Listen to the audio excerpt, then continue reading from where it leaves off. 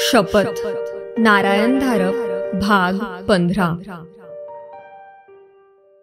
ते 5 जण रवी सोनीची वाट पाहून पाहून कंटाळले होते आणि आता त्यांच्यातलं एखादा परत भुयारात पाहायला जाणार तेवढ्यात ते दोघं बाहेर आले। दोघांचे चेहरे घामाघूम झाले होते। बाहेर आल्या आल्या रवीने आधी पोटभर पाणी पिऊन घेतलं आणि मग रवी आणि सोनी पायऱ्यांवर बसले। आता किती ताणतोस जाड्या, सांग ना, शेवटी चंदू म्हणाला। दोघं इतका वेळ खाली होतात, काय झोपा नव्हत्या ना लागल्या? मला काय दिसलं ते सांगतो, रवी म्हणाला। ते मायगावात कसं काय मोकळं सुटलं ते मला दिसलं। त्याने त्याला दिसलेला देखावा वर्णन केला। हे तर एखाद्या अरेबियन नाईटमधल्या गोष्टीसारखंच आहे, अजय म्हणाला। बंद रांजणातला राक्षस। इथलंच भुयार दिसलं म्हणतोस, किशा म्हणाला। म्हणजे हे भुयार खणताना तो रांजण सापडला आणि त्यातून हा संबंध बाहेर आला आणि धुरासारखा पसार झाला। नाही, पसार झाला नाही, सोनी म्हणाली। इथेच आहे, याच भुयारात आहे, नदीच्या काठावर त्याची आत जायची वाट आहे। आणि मग तिने तिला दिसलेलं सर्व काही सांगितलं। तिकडूनच आतला गार वारा येत होता, जयराम म्हणाला। म्हणजे आपण इकडे नाक कान डोळे बंद करून बसलो होतो तेव्हा ते तिथेच भुयारात कुठेतरी होतं, चंदू अंग शहारवीत म्हणाला। सर्वजण एकदम गप्प झाले होते। शेवटी जयरामच म्हणाला, आता काय करायचं? शोध थांबवून चालणार नाही, अजय जरा अडखळत म्हणाला। भुयारातून आत जायचं, त्याच्या गुहेत, किशा म्हणाला। तिथेच नेत असेल का या सगळ्या पळवून नेलेल्या मुलांना? आणि करतो तरी काय? सोनीचाही आवाज खाली आला होता। पूर्वीही त्याने असाच उच्छाद मांडला असला पाहिजे, रवी एकदम म्हणाला। पूर्वीही त्याला कोणीतरी त्या रांजणात बंद करून ठेवला असला पाहिजे। त्या कामगारांनी पैशांसाठी तो रांजण फोडला, नाहीतर ही आफत आलीच नसती। म्हणजे तो खूप जुना आहे, प्राचीन आहे, हजारो वर्षांचा, चंदू म्हणाला। पण म्हणजे त्यालाही पकडून बंद करता येतं, अजय म्हणाला।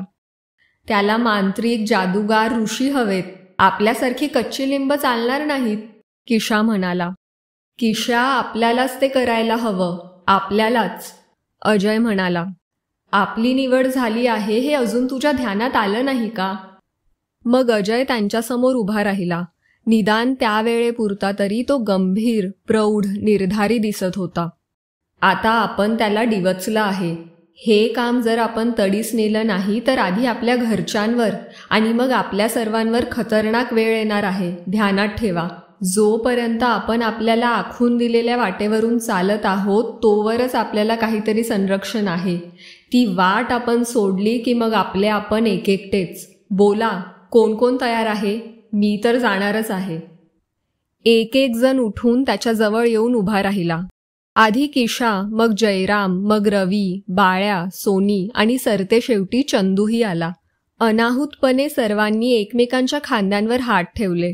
त्या 7 जणांची एक गोल साखळी झाली होती आणि ते काही क्षण त्यांची सर्वांची शरीरे एका विलक्षण शक्तीने भारल्यासारखी झाली। या चिरंतन शक्तीचा उगम, तिचं स्वरूप, तिची मर्यादा, या सर्व गोष्टी त्यांच्या बालमनाच्या आकलना पलीकडच्या होत्या। पण ते काही क्षण सर्वांची मनं प्रचंड आत्मविश्वासाने भरून ओसंडत होती। उद्या पहाटे, अजय एकदम म्हणाला। ते वेगवेगळे झाले होते। उद्या, बाळ्याचा कापरा आवाज आला। हो, आता उशीर नको, उद्याच या, पहाटेसच या। पण घरातल्यांनी, सोनी चाचरत म्हणाली। नाही, उद्या आपल्याला कोणीही अडवणार नाही, उद्या या। आणि बरोबर काय आणायचं? रवी म्हणाला। काहीही नाही, टॉर्च आहेच, मेणबत्त्या, काडेपेटी आपण खाली ठेवलीच आहे, दुसरं काही नको, ठरलं? हो, 6 होकार आले। आपल्याला कोणीही अडवणार नाही, कशाच्या आधारावर अजयने त्या सर्वांना सांगितलं होतं? त्या एकूण प्रकरणातल्या कितीतरी गोष्टी अशाच होत्या पण त्यांचं स्पष्टीकरण देता येत नव्हतं। अजयचे शब्द तंतोतंत खरे ठरले। जणू काही क्षितिजच वर गेलं होतं आणि हे 7 जण त्या रेषेमागे जगाच्या नजरेआड वावरत होते. बाळ्या 3लाच जागा झाला होता. उन्हाळा होता. घरातली सर्व दारं उघडीच असायची. कोणी ओसरीवर, कोणी माळवदावर असे झोपायचे. 3:30 पर्यंत तो कानोसा घेत होता, पण कोणाच्याही हालचालीचा कानोसा आला नाही. तो उठला, नळापासच्या बादलीतल्या पाण्याने तोंड धुवून आला. रात्रीच त्याने दुसऱ्या दिवसासाठीचे कपडे उशाखाली ठेवले होते. ते आता त्याने बदलले. बाहेरच्या दाराची मोठी कडी काढताना जरासा आवाज झाला. तो थिजला, पण कोणाचीही हाक आली नाही. मोठा दरवाजा सावकाश उघडून तो बाहेर पडला. आपल्या मागे त्याने दरवाजा ओढून घेतला. दोन्ही बाजूंना ओसाड निर्जन रस्ता होता. त्याने पावलं सावकाश मंदिराच्या दिशेने वळवली. मंदिराच्या दारापाशी अजय होता. रवी तेवढ्यात आला. त्याच्या मागोमाग किशा सायकल दामटत आला. सोनी आणि जयराम जवळजवळ बरोबरच आले. चला, अजय म्हणाला, आणि ते 7ही जण आत आले. तिथून मागच्या चौकात आले आणि मग भुयाराचं दार उघडून एकामागोमाग एक असे त्या पायऱ्या उतरून आदल्या दिवशीच्या मोकळ्या जागेत आले. टॉर्चच्या प्रकाशात अजयने एक मेणबत्ती पेटवली. टॉर्च मालवला. मेणबत्ती सपाट जागेवर चिकटवली. मेणबत्तीची ज्योत हलकेच थरथरत होती. मध्येच वाकत होती. जिकडून वारा येत होता तिकडे त्यांना जायचं होतं. सर्वांचे भयभीत चेहरे त्या दिशेकडे पुन्हा पुन्हा वळत होते. तिकडे जायचं? रवीचा आवाज अगदी खाली गेला होता. हो, अजय म्हणाला. काय दिसणार आहे देवासच माहीत. रवी घाबऱ्या आवाजात म्हणाला. तोच तो संबंध असणार. किशा उसन्या अवसानाने म्हणाला. कितीतरी वर्ष इथे आहे. हे भुयार खणायला घेतलं तेव्हापासून आहे. सहज 100-150 वर्ष. किती जणांचा बळी घेतला असेल त्याने आजवर. पळवून नेऊन करतो तरी काय? सोनीने सर्वांच्या मनातला प्रश्न विचारला. मुळे, काकड्या, गाजरं खातात तसं खात असेल गबागबा. चंदू म्हणाला. हाडकंही खातो की काय? जयरामची थरथरती शंका. नसला खात तर एव्हाना ढीग जमला असेल हाडकांचा. चंदू थांबला नाही. म्हणजे त्या ढिगावर बसलेला दिसेल तर आपल्याला. इच्छा नसूनही किशा बोलत होता. स्वतःला भीती घालण्याचं हे आकर्षण अनैसर्गिकच होतं. पुरे रे बाष्फळपणा, अजय म्हणाला. सगळे येणार आहात ना? कोणी काहीच बोललं नाही. मग चला तर. त्याने मेणबत्ती उचलली. समोरच्या भिंतीतल्या रुंद पण जराशा खुजा बोळ्याकडे तो निघाला. आधी अजय, मग सोनी, मग चंदू, रवी, किशा आणि मग बाळ्या आणि शेवटी जयराम. दगडी भिंतीत स्फटिकाचे कण असावेत. मेणबत्तीच्या प्रकाशात ते मधूनच चमकून उठत होते. हलत्या प्रकाशात ते उघडझाप करत होते. लहान मोठे होत होते. भीती प्रत्येकालाच वाटत होती, फक्त वेगवेगळ्या रूपात येत होती. घसे कोरडे पडत होते. श्वास छातीत रुकत होते. हात पाय जड होत होते. पण एक गोष्ट सर्वांना कळून चुकली होती. या वाटेतून माघार नव्हती. वाट अरुंद होत होती. डावीकडे उजवीकडे वळत होती. हे माणसांनी खणलेलं भुयार वाटत नव्हतं. भूगर्भातल्या उद्रेकात उत्पन्न झालेली फट असेल. आता लुप्त झालेल्या पण पूर्वी वाहत असलेल्या एखाद्या प्राचीन प्रवाहाने खडकात कोरून काढलेला मार्ग असेल. पण त्यांची वाट तीच होती. अजूनही समोरून तो ताजा गार वारा येत होता. सहस्रावधी वर्षे त्याला कोंडून घातला होता. एका जहरी संघर्षात त्याचा पराभव झाला होता. वास्तविक हा मानव किती दुबळा, किती लेचापेचा. मनाच्या एका स्पर्शाने त्यांची मनं चुरमडून जात होती. पंजाच्या एका फटकाऱ्यात त्यांच्या हाडांच्या ठिकऱ्या उडत होत्या. पण कल्पना शक्ती, स्वतःच कल्पनेत आणलेल्या भयानक आकारांना स्वतः मानवच घाबरत होता. हिडी साकार घेऊन नाचणारे मृतात्मे, दिवसाचं मानवी रूप रात्री टाकून देऊन हिंस्त्र केसाळ पशूच्या रूपात पाठलाग करणारे शिकारी, शरीराचा ताबा घेऊन स्वतःच्या पाशवी वासना पुरवून घेणारी पिशाच्च, हलणारे दगड, हलत्या पारंब्यांनी सावजाला गळफास लावून वर खेचणारे बुभुक्षित वृक्ष, ते आतला कोणताही आकार घेऊ शकत होतं. आणि मग पकडलेल्या मानवाचं कोवळं मांस कचाकचा तोडताना त्याच्या मनाची प्राणांतिक भयातिरेकाने जी अवस्था होत होती, तिने प्रत्येक घासाला वेगळाच स्वाद येत होता. तास, दिवस, महिने, वर्ष, शतकं यांच्याशी त्याला कर्तव्य नव्हतं. जाग आली की हे कोवळे घास घशाखाली घालायचे आणि पोटातला वन्ही शांत झाला की झोपायचं. नंतरच्या काळात ज्या स्वादिष्ट मेजवाना मिळणार आहेत त्यांची स्वप्न पाहण्यासाठी. या विश्वातल्या या ग्रहावरची ही जागा चांगली होती. आणि मग त्याची वंशावळ वाढली की एक स्वतःसाठी अशीच सुंदर जागा निवडून काढील. यथेच्छ खाद्य, चमचमीत, मसालेदार. पण कल्पनाशक्ती हे दुधारी शस्त्र होतं. हे त्याला माहीत नव्हतं. लाखो लोकांच्या कल्पनेने एखादा नरमांस भक्षक संबंध उभा राहू शकतो, पण एखाद्याच्या कल्पनेतील देवतीर्थात त्याची राख रांगोळी करण्याचीही शक्ती असते, हेही त्याला माहीत नव्हतं. दिवसभर एखाद्या अंधाऱ्या कोपऱ्यात वा थडग्यात वा भुयारात लपून बसणारा आणि सूर्यास्त होताच तीक्ष्ण सुळ्यांनी मानवांचं कंठशोषण करणारा मृत सजीव, त्याला मानवानेच कल्पनेने अस्तित्वात आणला होता. मग आणखी एखाद्याच्या कल्पनेत त्याचा नाशही होऊ शकत होता.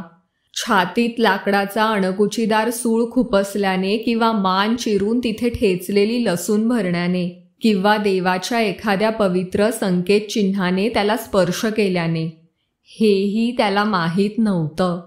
मग जेव्हा हे वल्कल परिधान केलेले, हातात मंतरलेल्या तीर्थांचे कलश आणि पवित्र वृक्षांच्या फांद्या मिरवणारे, शंखनाद करणारे, देवांची स्तोत्र म्हणणारे मांत्रिक त्याच्या गुहेभोवती जमा झाले, तेव्हा त्याला हे भीषण सत्य उमगलं. त्याला ते आपल्या कल्पनेतलाच आकार समजत होते आणि त्यांची दृढ श्रद्धा होती की त्यांचे मंत्र, त्यांचे तंत्र, त्यांचे विधी आणि त्यांचे साहित्य त्याला बंदिवान करू शकेल. ती श्रद्धा प्रभावी होती.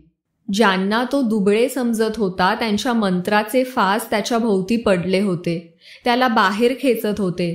त्यांच्या तीर्थात त्याला बधीर करण्याची शक्ती होती आणि त्या वृक्षपल्लवांच्या कृत्यास्पर्शापासून बचाव करण्यासाठी ते एका गोलाकार विवरात शिरलं, तेव्हा त्याला समजलं की तो एका मृतिका पात्राचा सापळा होता. त्या मृतिका पात्रात त्यांनी त्याला कैदी करून ठेवलं होतं. त्याच्यासाठी काळ थांबला. सृष्टीचक्र फिरतच होतं. मानवांची अनेक साम्राज्य उदयास आली आणि अस्तास गेली. अनेक संस्कृतींनी जन्म घेतला आणि त्याही विस्मृतीच्या पडद्याआड गेल्या. आणि व्याजोक्ती अशी की आपल्या दैवतांचं संरक्षण करण्यासाठी मानवांनी भुयार खणलं होतं. त्यात त्यांना तो रांजण दिसला. मुखावरील वेष्टन दूर होताच आदला रौद्र आकार धुराच्या उसळत्या लाटेसारखा बाहेर पडला आणि त्या अभागी जीवांवर तुटून पडला. ज्ञानी तपस्व्यांनी त्या भयानक हिंस्र अस्तित्वाला बांधून ठेवलं होतं. त्यांच्याच अज्ञानी वंशजांनी त्याला मोकळा केला होता, निरपराधी अजान जीवांवर चरण्यासाठी. पूर्वीचा काळ परत आला होता. तृप्तता होईपर्यंत चरावं आणि मग विश्रांती घ्यावी. जागृती आली की सावजं समोर तयारच होती. असहाय्य. पण काहीतरी नवीन आलं होतं. हा साचा मोडला होता. ती मुलं, ती 7 मुलं. शिकारीत यश न येण्याची ती पहिलीच वेळ होती. रेल्वे चाळीतल्या त्या खोलीत ते प्रकटलं होतं ते या 7ही जणांना ठार करण्याचा निश्चय करूनच. अजून ते जमलं नाही या घटनेने एक नवीच अस्वस्थता जन्मास आली होती.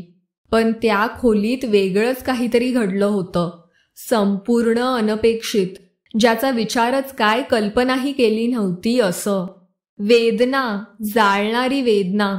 जो आकार धारण केला होता त्याला असह्य होणारी आणि जो आकार धारण केला होता त्याच्या मर्यादा त्यालाही ओलांडता येत नव्हत्या.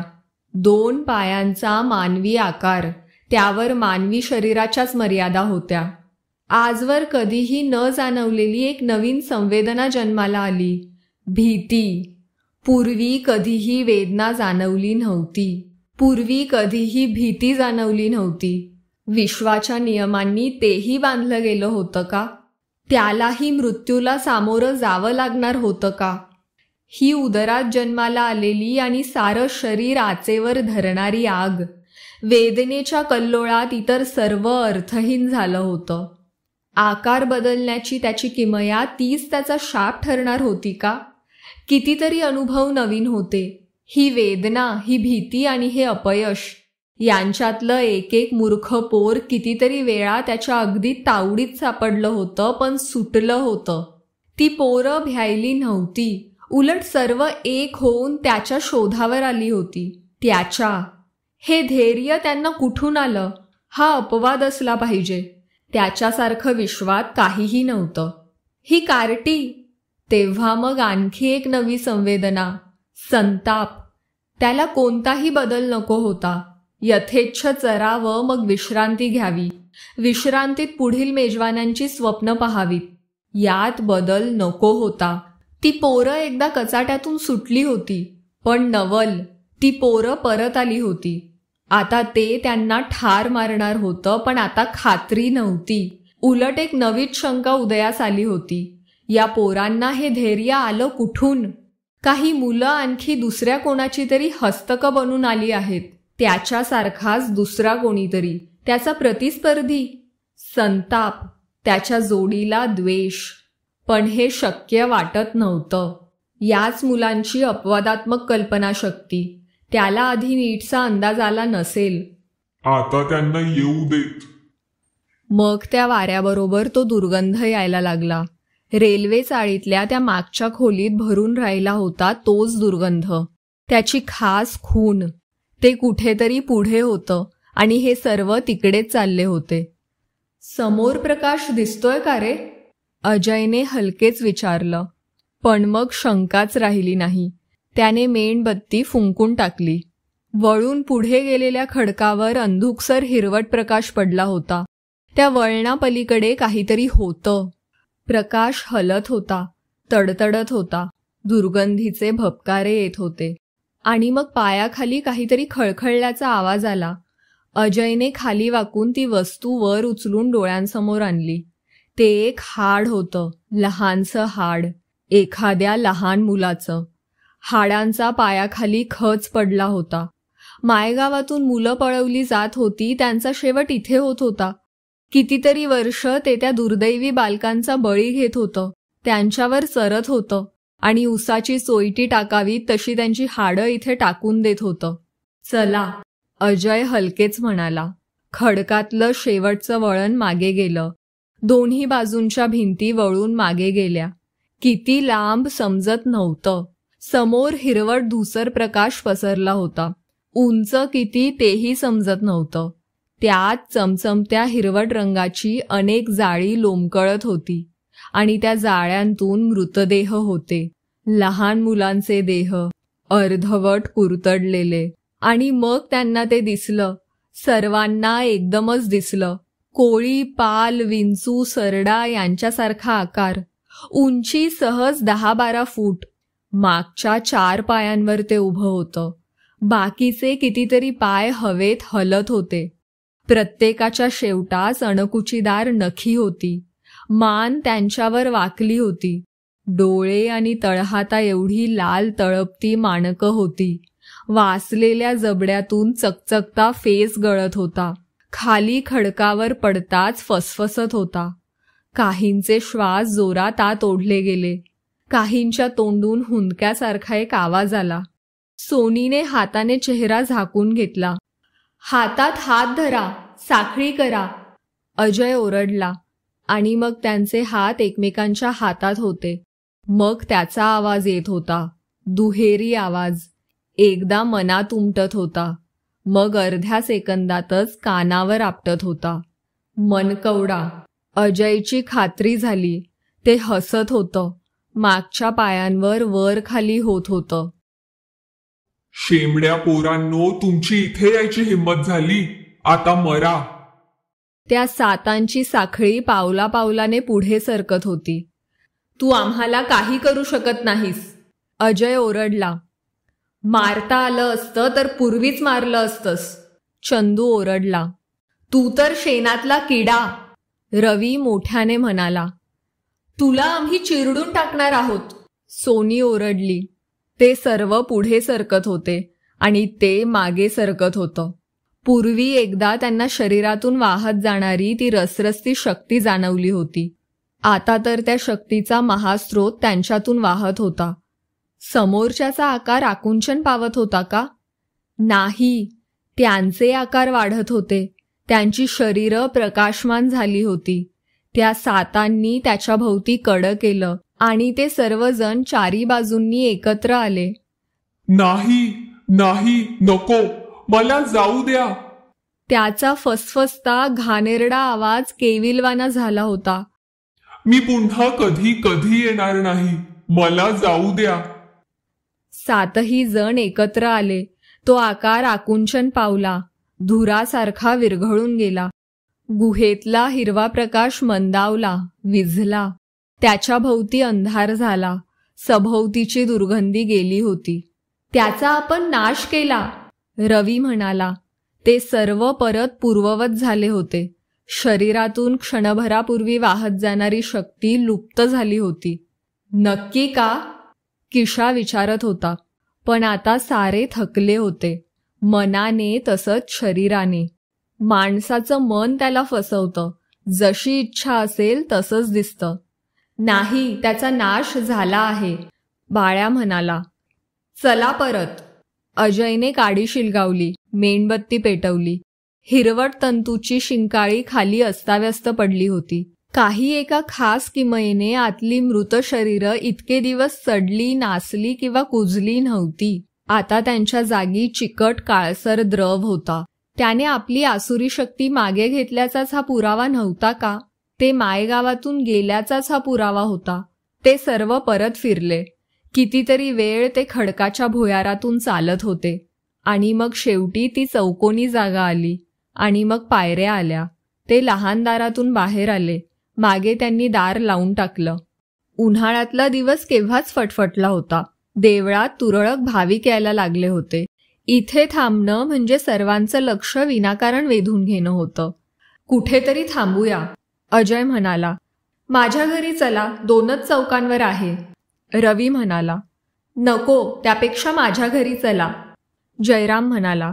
ते सगळे जयरामच्या अंगणात आले. त्याच्या वडिलांनी एकदा त्या सातांकडे नजर टाकली. मग परत ते घरात गेले. खात्री आहे का की ते खलास झाला आहे? किशा म्हणाला. खात्री कशाची देता येते? ते काय साधं थोडंच होतं, अजय म्हणाला. आणि पुन्हा 25-30 वर्षांनी आलं तर? मग त्यावेळचे कोणीतरी पाहून घेतील, बाळ्या म्हणाला. नाही, किशा म्हणाला. अजय म्हणत होता तेच खरं आहे. आपलीच सातांची त्यासाठी निवड झालेली आहे. ते जर पुन्हा आलं तर आपल्यालाच सातांना यावं लागणार आहे. इथे, बाळ्या म्हणाला. हो, इथे मायगावात, जिथे कुठे असू तिथून. सर्वांना प्रसंगातला गंभीरपणा जाणवत होता. ही थट्टा मस्करी नव्हती. ठीक आहे, मग तशी शपथ घेऊया, रवी म्हणाला. साधी शपथ कामाची नाही, रक्ताची शपथ हवी, अजय म्हणाला. अनेक रहस्यकथा, साहसकथा वाचून त्याची कल्पनाशक्ती धारदार झाली होती. रक्ताची शपथ? रवी विचारत होता. मी सांगतो, किशा म्हणाला. त्याने तळहात समोर धरला. इथे एखादी लहानशी जखम करायची, प्रत्येकाला 2 हातांना, आणि मग त्या रक्ताळलेल्या जागा एकमेकांच्या हातांवर टेकवायच्या. म्हणजे मग रक्तरिंगण पूर्ण झालं आणि मग शपथ घ्यायची. ठीक आहे, इथेच थांबा, जयराम म्हणाला आणि वडिलांच्या दुकानात गेला. तो बाहेर आला तेव्हा त्याच्या हातात स्टेनलेस स्टीलची एक चकचकती, पातळ पण अणकुचीदार पट्टी होती. कोण आधी? पट्टी हवेत उचलून धरत जयराम म्हणाला. माझ्यापासून सुरुवात कर, माझी आयडिया आहे ना, किशा म्हणाला. आणि त्याने 2 तळवे वर करून हात समोर धरले. जयरामने ती पट्टी त्याच्या आधी एका तळव्यावर, मग दुसऱ्या तळव्यावर टेकवली आणि टोचली. जराशी फिरवली. त्याच्या 2 तळव्यांवर लालसर रक्ताचे टपोरे थेंब दिसायला लागले. मग अजय, बाळ्या, चंदू, रवी आणि मग सोनी. तिच्या तळव्यावर जयरामने अगदी ओझरता स्पर्श केला. मग जयरामने स्वतःच्या 2 तळव्यांवर लहान जखमा केल्या. पट्टी शर्टच्या खिशात ठेवून तो पुढे झाला. आता हात टेकवा सगळे एकमेकांच्या हातावर, अजय म्हणाला, बरोबर रक्तखुणांवरच रक्तखुणा टेकल्या पाहिजेत हे कोणालाही सांगावं लागलं नाही. सर्वांची साखळी पूर्ण होताच पुन्हा एकदा ती लवलवती शक्ती त्यांच्या शरीरातून सरसरत गेली. आता मी म्हणतो तसं प्रत्येकजण म्हणा, अजय म्हणाला. ते जर परत मायगावला आलं, पुन्हा असा धिंगाणा घालायला लागलं तर मी जिथे असेन तिथून मायगावात परत येईन. जसा असेन तसा परत येईन. प्रत्येकाने हीच शपथ घेतली. शब्दांचा थोडाफार फरक सोडला तर मतितार्थ तोच होता. या क्षणी मनातले इतर सर्व विचार पार नाहीसे झाले होते. सर्व काही संपलं होतं. सूर्य वर येत होता. दिशा तळपत्या उन्हाने उजळत होत्या. हात मोकळे झाले होते. सर्वजण हातांवरच्या लाल डागांकडे पाहत होते. काहीतरी बोलण्यासाठी रवीने मोठा श्वास घेतला, पण तो काहीच बोलला नाही. एकवार खांदे उडवून तो वळला आणि सरळ निघून गेला. त्याच्यासारखेच बाकीचेही वळले, आपापल्या वाटांनी गेले. काहींनी हात खिशात घातले होते. सोनीने दोन्ही तळवे फ्रॉकवर घासून साफ केले होते. बोलण्यासारखं काहीच नव्हतं. शेवटी जयराम एकटाच अंगणात उरला. मग तोही घरात गेला. बालपणी मन लवचिक असतात. अतिरेकी भावनांचा प्रवाह घोंगावत आला तरी त्याखाली ती जराशी वागतात, मग परत पूर्ववत होतात. त्यानंतर एकच गोष्ट घडली, पण ती नकारात्मक होती आणि त्यांच्यापैकी कोणाच्याच लक्षात आली नाही. त्यानंतर ते सर्व 7च्या 7 जण एकदाही एकत्र असे आले नाहीत. कधी 2, कधी 3, कधी 5 जण सुद्धा, पण 7च्या 7 जण एकदाही नाहीत. शक्य होईल तोवर अप्रिय गोष्टींकडे दुर्लक्ष करण्याचा मानवी स्वभाव आहे. मायगावातही यापेक्षा काही वेगळं घडलं नाही. मुलांना पळवून नेण्याचे प्रकार थांबले. त्याबरोबर त्यावरच्या टीकेची धारही बोथट झाली. सुरक्षिततेसाठी जबाबदार असलेल्या अधिकाऱ्यांवरचा प्रकाशझोतही इतरत्र वळला. हा एखाद्या संघटित टोळीचा अघोरी कार्यक्रम होता का? या अपहरणांमागे एखादा पॅटर्न होता का? ते प्रकार थांबले तशी या प्रश्नांची उत्तरं शोधण्याची निकडही भासेनाशी झाली. ज्यांना व्यक्तिगत विरहाचे चटके बसले होते, ज्यांच्या कुटुंबांवर अशा भीषण आपत्ती कोसळल्या होत्या, ते वगळता बाकीचा समाज सर्व काही सोयीस्करपणे विसरून गेला.